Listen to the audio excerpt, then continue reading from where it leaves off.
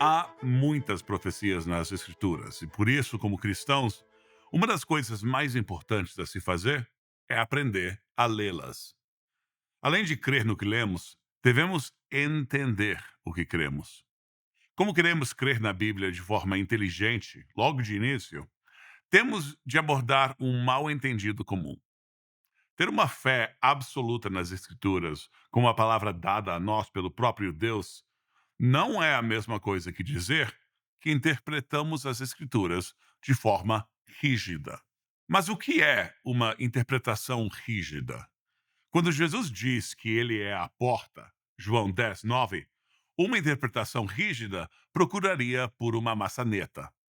Quando Davi diz que o Senhor o faz deitar em pastos verdejantes, Salmo 23, uma interpretação rígida diria que todo bom cristão deve procurar um lugar confortável para se deitar ao lado de águas tranquilas.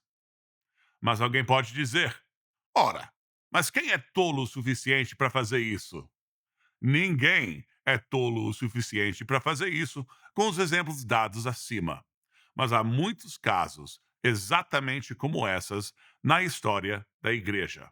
Quando o Senhor disse, isto é o meu corpo, ele estava realmente nos incentivando a pensar que o pão e o vinho se transformam literalmente no seu corpo e no seu sangue?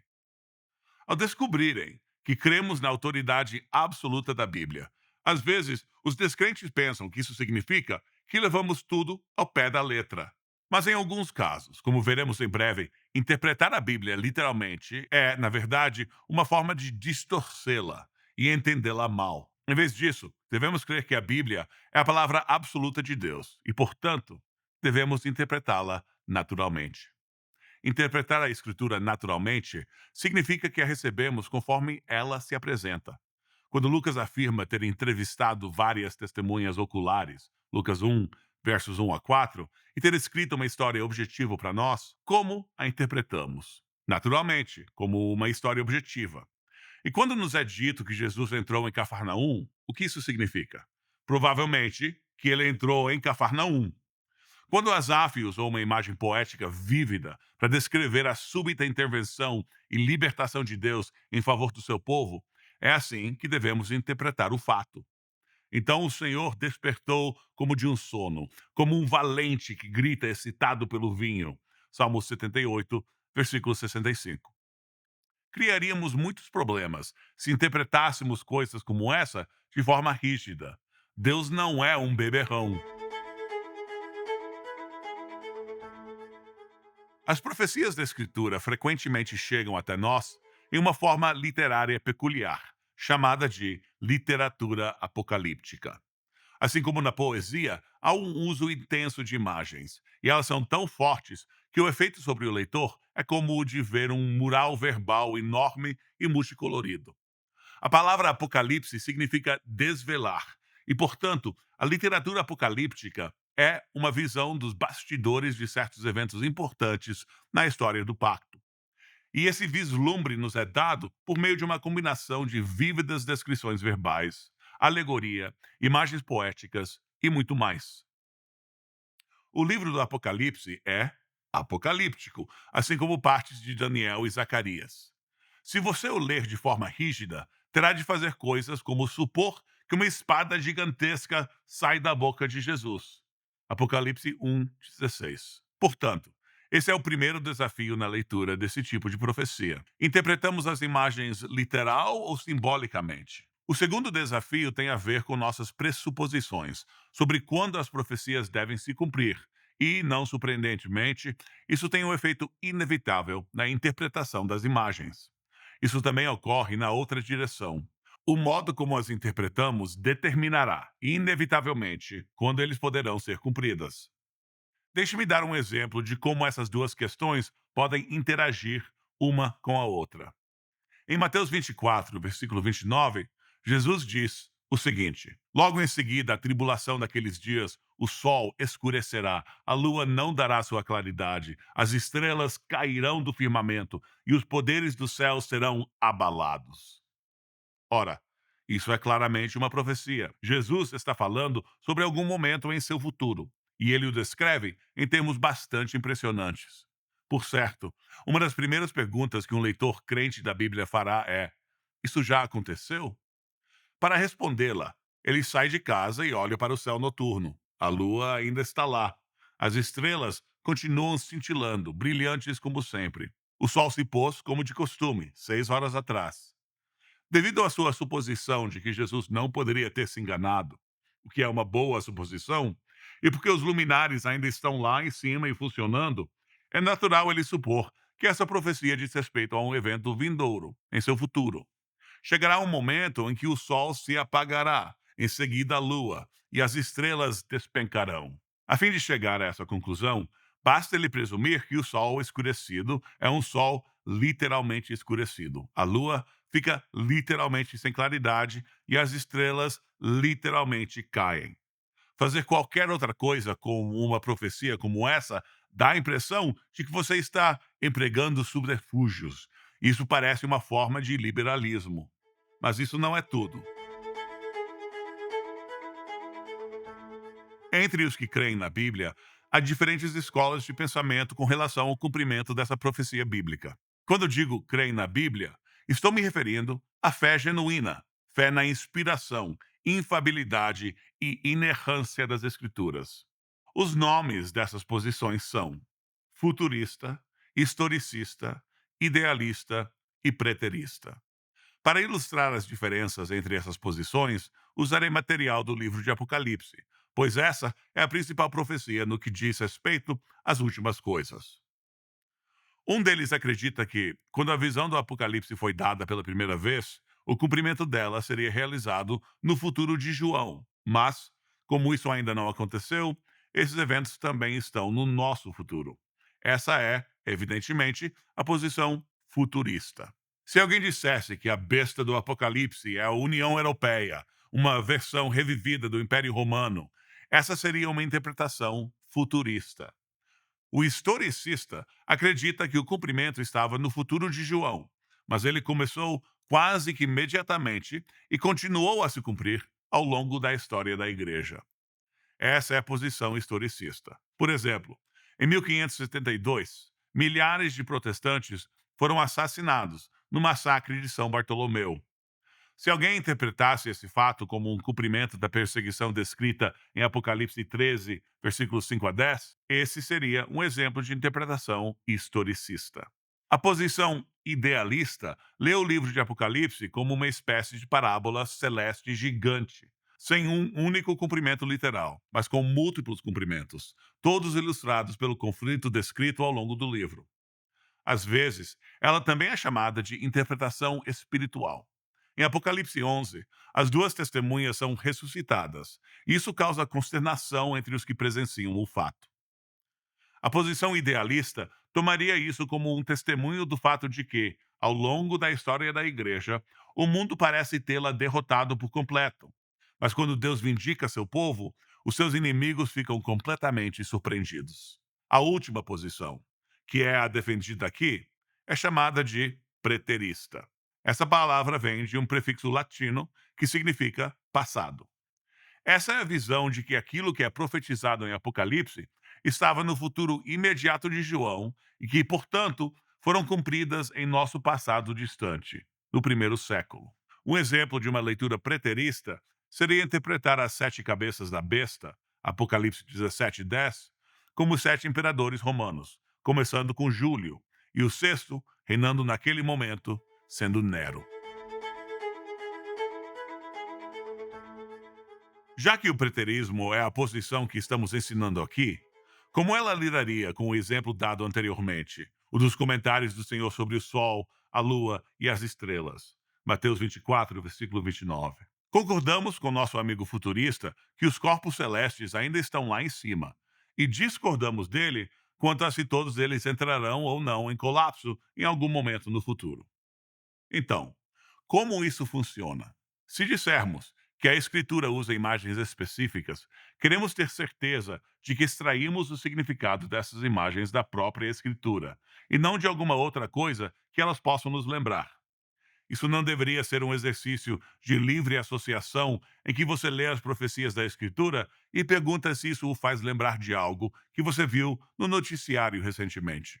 O fato de você ter visto um helicóptero de ataque disparando uma metralhadora pela retaguarda pode até lembrá-lo de um escorpião voador com um ferrão na cauda, mas quando Jesus falou sobre o colapso do sistema solar, o que os especialistas chamam de linguagem de descriação, ele estava citando o profeta Isaías. Além disso, ele o fez em resposta a uma pergunta dos discípulos sobre quando Jerusalém seria destruída. Mateus 24, versículo 3. Jesus predisse a destruição de Jerusalém e eles perguntaram quando isso aconteceria. Ao responder, o Senhor usou essa imagem de Isaías, onde a linguagem de descriação aparece duas vezes. Porque as estrelas e constelações dos céus não darão a sua luz. O sol, logo ao nascer, se escurecerá, e a lua não fará resplandecer a sua luz. Isaías 13, 10. Essa é a passagem que Jesus cita. Mas sobre o que Isaías estava falando? Ele estava falando sobre a destruição da antiga Babilônia. A Bíblia diz: sentença que, numa visão, recebeu Isaías, filho de Amós, contra a Babilônia. Isaías 13, versículo 1. E quando ele usa uma linguagem muito semelhante no capítulo 34, logo após usar essa imagética vívida, ele nos diz, no versículo seguinte, que estava falando sobre a destruição de Edom. Isaías 34, 5.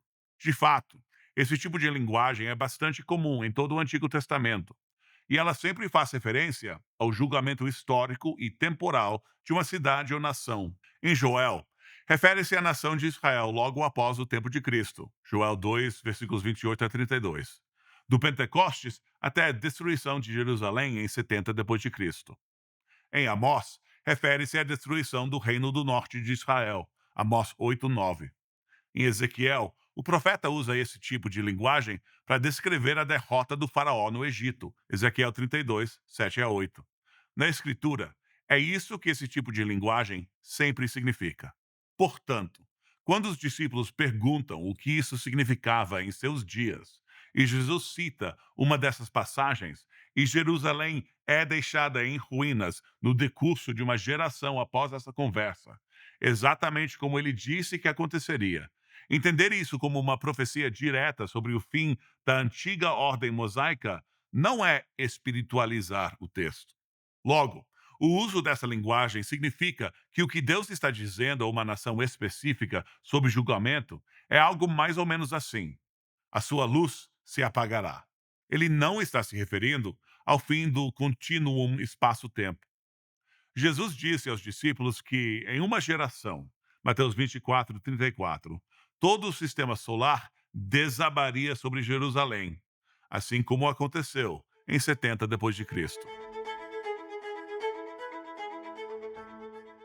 A essa altura, talvez você esteja começando a se perguntar: se o mundo não vai acabar com uma epidemia de abelhas assassinas vinda diretamente de uma pintura de Jerônimo Bosch, como ele acabará?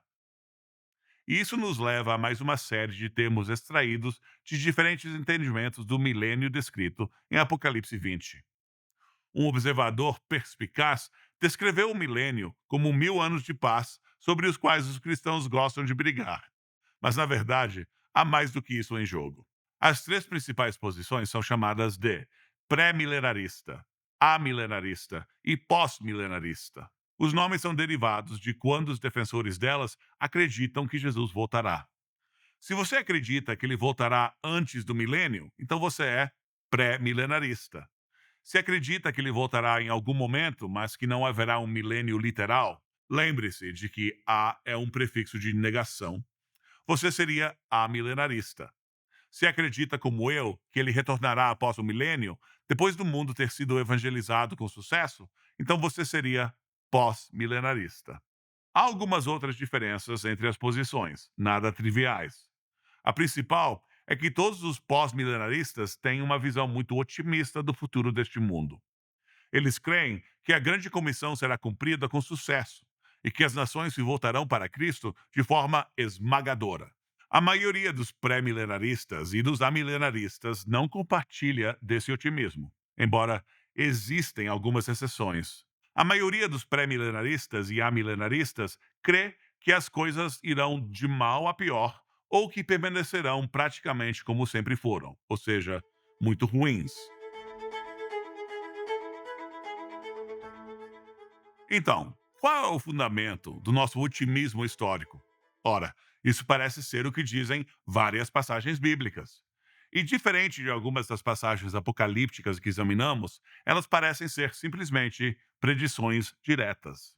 Abençoarei os que te abençoarem, e amaldiçoarei aos que te amaldiçoarem. Em ti serão benditas todas as famílias da terra. Gênesis, capítulo 12, versículo 3. Todos os limites da terra se lembrarão e se converterão ao Senhor, e todas as famílias das nações adorarão perante a tua face. Salmo 22, versículo 27. Deus nos abençoará e todas as extremidades da terra o temerão. Salmo 67, versículo 7. Dominará de mar a mar e desde o rio até as extremidades da terra. Salmo 72, versículo 8. Disse o Senhor ao meu Senhor: assente-te à minha direita, até que eu ponha os teus inimigos debaixo dos teus pés. Salmo 110, verso 1. Não se fará mal nem dano algum em todo o meu santo monte, porque a terra se encherá do conhecimento do Senhor, como as águas cobrem o mar. Isaías capítulo 11, versículo 9. Porquanto Deus enviou o seu Filho ao mundo, não para que julgasse o mundo, mas que o mundo fosse salvo por ele. João 3, versículo 17. E eu, quando for levantado da terra, atrairei todos a mim mesmo. João 12, 32. Não foi por intermédio da lei que a Abraão, a sua descendência, coube a promessa de ser herdeiro do mundo, e sim mediante a justiça da fé. Romanos 4, 13. Ora, tendo a Escritura previsto que Deus justificaria pela fé os gentios, pré-anunciou o evangelho a Abraão. Em ti serão abençoados todos os povos. Gálatas 3, versículo 8. Esta é apenas uma pequena seleção de passagens da Escritura que prometem um futuro glorioso para este mundo em Cristo. Há muitas outras. E é por isso que Jesus nos disse para discipular todas as nações, batizando-as e ensinando-as a obedecer a todos os seus mandamentos. Mateus 28, 18 a 20. É por isso que Jesus nos ensinou a orar para que venha a nós o seu reino, o que certamente está acontecendo. Pergunta número 1. Qual a diferença entre a interpretação rígida e a natural? Resposta: a interpretação rígida insiste no sentido literal das palavras das frases, independentemente de qualquer coisa. A interpretação natural busca recebê-las conforme elas se apresentam. Segunda pergunta: quais são os dois grandes desafios ao interpretar passagens proféticas? Temos de decidir qual a natureza das imagens e o prazo de cumprimento. Essas duas coisas estão relacionadas. Terceira pergunta: por que alguém pode pensar que a predição de Mateus 24, 29 ainda não se cumpriu? Porque ela ainda não ocorreu fisicamente. O Sol, a Lua e as estrelas continuam no seu devido lugar. Quarta pergunta: quais são os nomes das quatro posições que lidam de forma diferente com o tempo de cumprimento da profecia? O nome das posições são futurista, historicista, idealista e preterista. Pergunta número 5. Que abordagem é defendida aqui e o que ela significa? A preterista. O preterista crê que o cumprimento das profecias se encontrava no futuro em relação a quando foram anunciadas, mas seu cumprimento ocorreu em nosso passado distante, no primeiro século. Sexta pergunta: qual é o nome da linguagem que descreve o colapso do sistema solar? Ela é chamada de linguagem de descriação. Sétima pergunta: o que esse tipo de linguagem significa em todo o Antigo Testamento? Resposta: sempre significa a destruição de uma cidade ou nação. Oitava pergunta: o que ela significa quando Jesus cita uma dessas passagens ao falar sobre o futuro de Jerusalém? Resposta: significa a mesma coisa, e todas as suas previsões se concretizaram na destruição de Jerusalém pelos romanos em 70 depois de Cristo. Pergunta número 9. Quais são os nomes das três posições básicas com relação à segunda vinda de Cristo e ao milênio? Elas são a pré-milenarista, a amilenarista e a pós-milenarista. Décima pergunta: Que posição é defendida aqui e o que ela significa? A posição pós-milenarista é a defendida aqui, e significa que as profecias sobre o milênio serão amplamente cumpridas ao longo da história da Igreja, à medida que o mundo for evangelizado com sucesso. E após esse período de tempo, Cristo retornará, pós-milênio. 11ª pergunta. Qual é a diferença entre as profecias apocalípticas sombrias e as profecias de um mundo salvo? Resposta: a linguagem das profecias de um mundo salvo é muito mais direta e não convida à interpretação simbólica. Pergunta número 12. O que devemos pedir na oração do Senhor? Entre outras coisas, devemos pedir que o seu reino venha, não que ele se vá.